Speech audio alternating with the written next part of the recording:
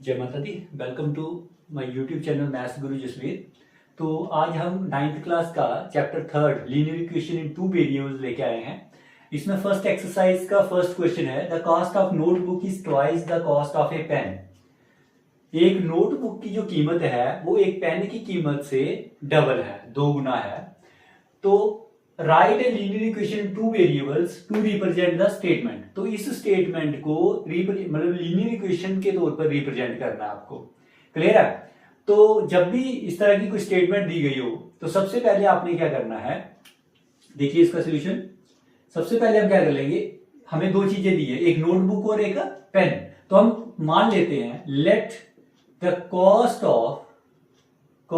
Of A notebook. एक notebook की कीमत हमने मान ली, ठीक है। कितनी मान ली? भी रुपीज एक्स। एक नोटबुक की कीमत जो है वो क्या है? एक्स रुपीज है। एंड सिमिलरली इसी तरीके से let the cost of a pen, और पेन की कीमत हमने मान ली वाई। क्यों? क्योंकि हमने इसे दो वेरिएबल के रूप में रिप्रेजेंट करना है। ओके, एक वेरिएबल एक्स हो गया, दूसरा वेरिएबल क्या हो गया? वाई। तो एक की कॉस्ट क्या होगी? नोटबुक की कॉस्ट है एक्स और आपके पेन की कॉस्ट है वाई। तो अकॉर्डिंग टू द स्टेटमेंट, अब ये जो स्टेटमेंट कही गई है, स्टेटमेंट के अकॉर्डिंगली उसने क्या कहा? नोटबुक की जो कॉस्ट है वो पेन की कॉस्ट से क्या है? ट्वाइस है। ट्वाइस मतलब डबल है, दो गुना है। तो इसका मतलब जो नोटबुक की कॉस्ट है वो आ गई इज इक्वल टू किससे डबल है? पेन की कॉस्ट है। पेन की कॉस्ट का दो गुना यानी कि 2y। तो x is equal to 2y। This imply x, अब 2y को लेफ्ट साइड ट्रांसपोज करेंगे तो ये प्लस का था, इधर आएगा तो माइनस हो जाएगा। x minus 2y is equal to 0। तो ये आपकी ये एक लीनियर इक्वेशन बन गई in two variable. x and y दो वेरिएबल आ गए, तो ये आपकी लीनियर इक्वेशन आ गई। ठीक है, तो बस इस तरीके से आपको उसको रिप्रेजेंट करना था, यही आपका आंसर होगा। क्लियर है? आई होप आपको समझ आया होगा। देखिए इसमें करना कुछ नहीं होता, जैसे आपको जो भी ऑब्जेक्ट दिए होते हैं, हमें दो ऑब्जेक्ट, एक नोटबुक और एक पेन दिया, उनकी कॉस्ट बोला गया है तो हम कॉस्ट ले लेंगे नोटबुक की एक्स और आपके पेन की कॉस्ट ले ली वाई। तो स्टेटमेंट में कहा कि नोटबुक की जो कॉस्ट है वो पेन की कॉस्ट से डबल है, दो गुना है। तो दो गुना मतलब 2 से मल्टीप्लाई कर दो उसको, x is equal to 2y। तो देन आपके पास ये इक्वेशन निकल के आएगी। क्लियर है?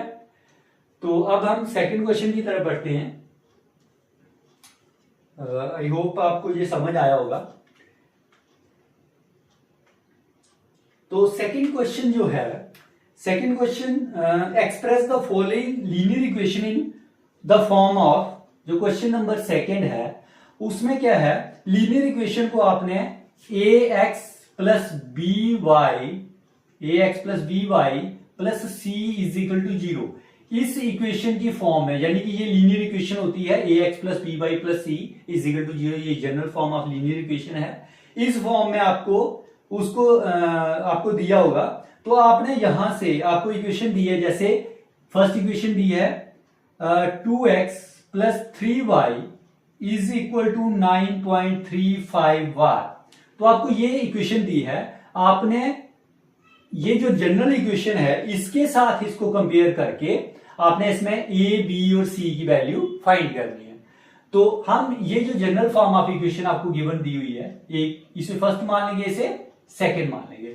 ठीक है, तो क्या है, चलो सेकंड हम इसको अगले स्टेप में, क्योंकि हमें पूरा इसी तरह से रिप्रेजेंट करना है पहले इसको, क्योंकि ये इजिकल टू जो c आपका इजिकल टू के राइट साइड आ रहा है, यहाँ पे लेफ्ट साइड है, तो इसको भी आप लेफ्ट साइड ले आओ।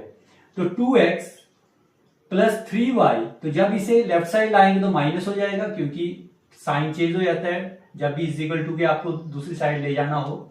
ठीक है, तो ये इक्वेशन सेकंड। अब क्या करना है? Compare 1 and 2। Compare 1 and 2 we get, हमें क्या मिलेगा? देखो फर्स्ट और सेकंड को कंपेयर करेंगे जब भी, देखो यहाँ ax है, यहाँ पे 2x है। x को छोड़ दो, जो x वाले के साथ कोफिशिएंट आ रहे हैं, उनके x का कोफिशिएंट है, उनको कंपेयर करो। देखो a इजिकल टू कितना आ गया? a इजिकल टू आ गया आपका 2। ठीक है, ऐसे ही अब b वाले को कंपेयर करो, y वाला जो है जिसके साथ y वेरिएबल होगा वो आपका b होगा। तो b इजिकल टू क्या आ गया? b इजिकल टू कितना है यहाँ पे? 3। एंड देन c जिसके साथ ना x होगा ना y, यानी कांस्टेंट नंबर जो होगा। तो वो आपका सी होगा। तो सी यहां देखो प्लस सी है, यहां माइनस है, तो ये आपका माइनस में आएगा, -9.35 बार। बस इसमें आपको यही बताना है कि ए की वैल्यू क्या आएगी, बी की क्या आएगी और सी की क्या आएगी। क्लियर है? इसी तरीके से आप नेक्स्ट पार्ट देख लेते हैं इसका। सेकेंड पार्ट है x माइनस वाई अपॉन 5। मैं इसी जगह पे कर लेता हूं, x minus Y upon 5 minus 10 is equal to 0। तो अब ये फर्स्ट तो यही रहने देते हैं, ये सेकेंड इक्वेशन। अब ये सेकेंड पार्ट के लिए सेकेंड, ये compare 1 and 2, compare 1 and 2 we get. अब यहां से क्या मिलेगा, देखो ax और यहां सिर्फ x है, तो x के साथ कुछ नहीं है, तो जब x के साथ कुछ नहीं होगा इट मीन्स वो क्या है, 1 है। तो यहां पे a की वैल्यू क्या आ जाएगी, a इज इक्वल टू 1 आ जाएगा। क्लियर है? अब देखो यहाँ b है, यहाँ माइनस वाई अपॉन 5 है, तो आप हमें y छोड़ देना है, तो y की ऊपर क्या बचेगा, फिर 1 अपॉन 5 बचेगा। तो b इज इक्वल टू क्या आ जाएगा आपका, b is equal to -1 upon 5। Sign देखना है, अगर प्लस होगा तो प्लस का रखना है, अगर माइनस होगा तो माइनस का साइन लगा देना।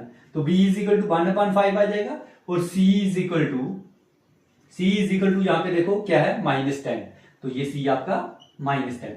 तो इस तरीके से आपने a और b और c की वैल्यू फाइंड कर लेनी है किसी भी लीनियर इक्वेशन में से। क्लियर है? आई होप आपको समझ आ रहा होगा। एक और पार्ट देख लेते हैं इसका, एक और पार्ट देखते हैं, यहां पे कर लेते हैं उसको। क्लियर है? फर्स्ट इक्वेशन हम इसी को रहने देते हैं, बार बार नहीं लिखते, ठीक है। तो ऐसे अगर आप क्वेश्चन करोगे तो आपने जितनी बार करोगे तो आपने अलग अलग इक्वेशन लिखनी है, बार बार लिखना है इसको। फर्स्ट पार्ट में अलग से लिख लो, सेकंड में अलग से। अब देखो थर्ड पार्ट भी सेम है। अब फोर्थ पार्ट देख लेते हैं। फोर्थ पार्ट में क्या है, हमें इक्वेशन दी है x is equal to 3y, x is equal to 3y। तो पहले हम लेफ्ट साइड सारा ही ट्रांसपोज करते हैं, x minus 3y is equal to 0। यहां पे 3y लेफ्ट साइड ले आए तो वो क्या हो गया, इज इक्वल टू 0। अब देखेंगे, अब यहां पे देखो x का भी आ रहा है, x जो वेरिएबल है वो भी आ रहा है, y वेरिएबल भी आ रहा है, लेकिन यहां पे c कहीं नहीं दिख रहा। तो आप इसको लिखना चाहो तो इस तरीके से लिख सकते हो, x माइनस 3y। अगर c है ही नहीं है तो +0 करके लिख लो, लिखना है तो, ताकि आपके लिए इजी रहेगा। अब इसी को सेकंड मानते हैं, तो कंपेयर करेंगे, जब भी कंपेयर 1 एंड 2, जब 1 एंड 2 को कंपेयर किया तो यहां भी x के साथ कुछ नहीं है, तो इसका मतलब a क्या आएगा, यहां a है तो यहां कुछ नहीं है, तो a इज इक्वल टू 1 आ जाएगा। क्लियर है? And b is equal to देखेंगे, अब देखो by और -3y, it means b is equal to क्या है, -3 है, x y नहीं लिखने साथ में। क्लियर है? तो b इज इक्वल टू -3 आ जाएगा, और c कुछ नहीं था तो 0 आ जाएगा। क्लियर है? जब c है ही नहीं तो वो क्या आएगा, 0 आएगा। ठीक है? तो बस ये आपका आंसर हो जाएगा। इसी तरीके से एक और पार्ट देखते हैं इसका। नेक्स्ट पार्ट आप भी देखते हैं, फिफ्थ पार्ट भी सेम ऐसा ही होगा। 6 पार्ट देख लेते हैं। 6 पार्ट में क्या है, 3x plus 2 is equal to 0। अब देखेंगे यहां पे हमें y नहीं दिख रहा, y हम खुद लगाएंगे। कैसे, देखो 3x जो भी नहीं होगा उसको आपने उसके साथ 0 मल्टीप्लाई कर देना। जो अगर x नहीं होता, यहाँ पे x वाली वैल्यू कोई नहीं होती, तो 0 मल्टीप्लाई करके x लिख लेते, यहाँ 0 इंटू y लिख दिया, प्लस 2 इज इक्वल टू 0। अब ये सेकंड होगी, आप कंपेयर करो, कंपेयर 1 एंड 2, कंपेयर 1 एंड 2। जब कंपेयर किया a इज इक्वल टू, देखो ax इधर 3x यानी कि a is equal to 3, b अब by और इधर 0y, तो by और 0y यानी कि b is equal to 0, and c जो है c इज इक्वल टू क्या आ जाएगा, 2 आ जाएगा। कांस्टेंट यहाँ पे 2 है। क्लियर है? एक पार्ट और देखते हैं इसका। 5 is equal to 2x and y minus 2। 7th part देख लेते हैं।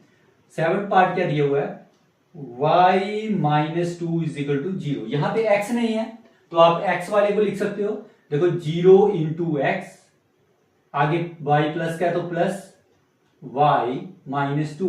अगर y के साथ कुछ नहीं है तो 1 है, आप लिखना चाहते हो 1 तो लिख सकते हो, 1 से मल्टीप्लाई होगा तो y ही रहेगा। क्लियर है? Is equal to 0।